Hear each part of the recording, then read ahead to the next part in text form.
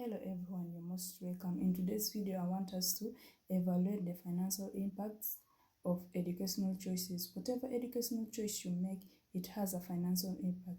So as a person, I want you to consider the following when choosing your career path. The first thing is the cost of education. With the cost of education, you have to calculate tuition fee, living expenses, and other costs associated with your chosen education path. So you have to compare costs across different institutions and programs. You know, different institutions and programs pay differently. Some are very expensive, some can be cheap or can suit your budget. So you have to research about the different costs and the different programs so that you'll be able to know how much you're going to spend on the program that you're choosing for yourself. The second thing is the return on investment. With the return on investment, you have to estimate potential earnings based on your degree. So, whatever degree you may attain from the institution that you go to, you have to research about the potential earnings that may be based on it.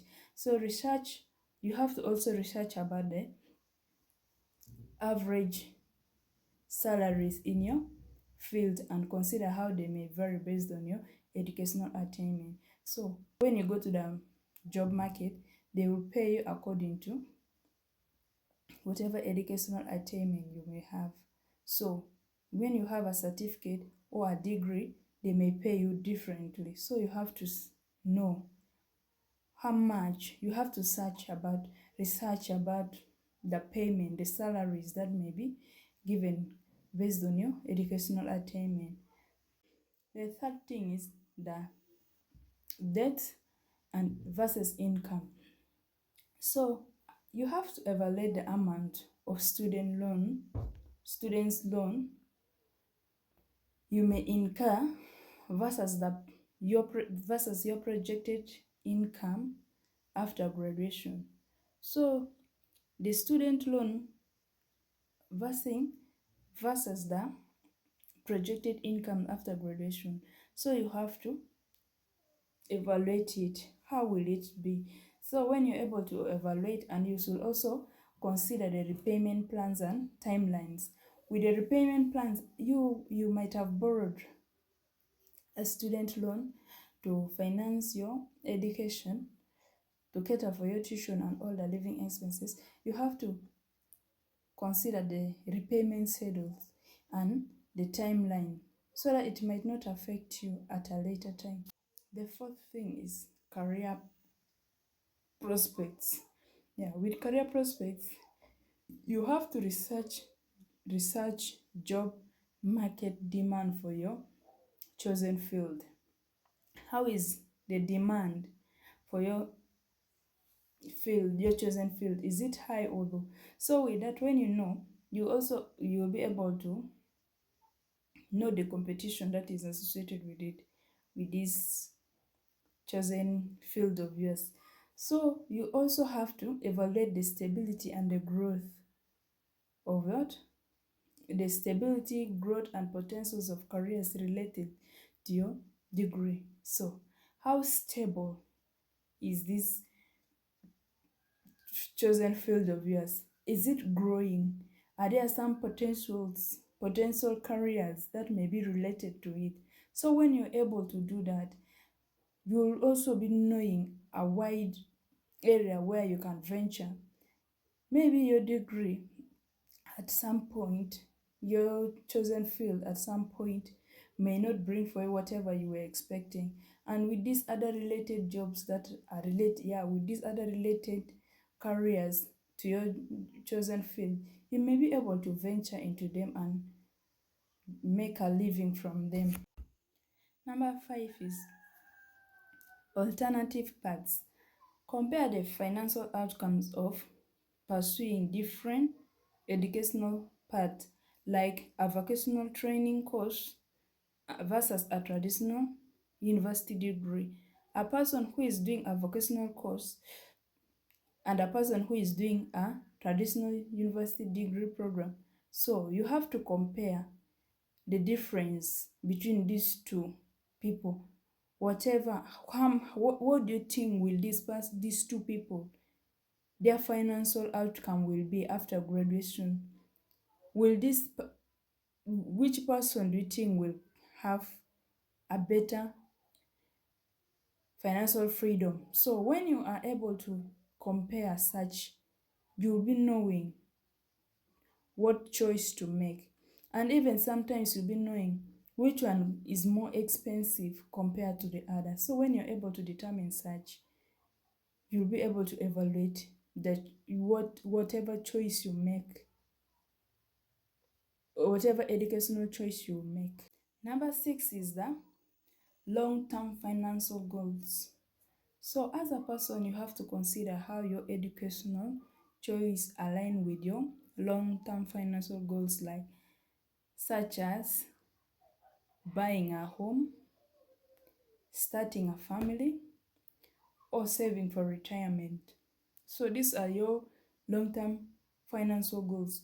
So with your educational path that you have chosen, do you think you'll be able to fulfill all these goals, these financial goals that you have set, like buying a home, starting a family, and saving for retirement?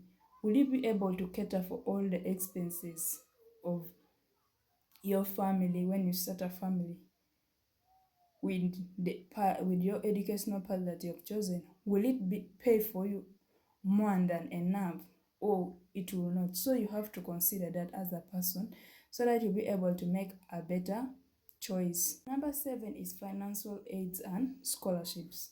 So you have to explore opportunities for scholarships, grants, or employer-sponsored tuition assistance to offset costs.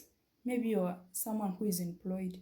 You can take that opportunity where your bosses offer you tuition to go back to school. And maybe there are these scholarships that are given to people, grants.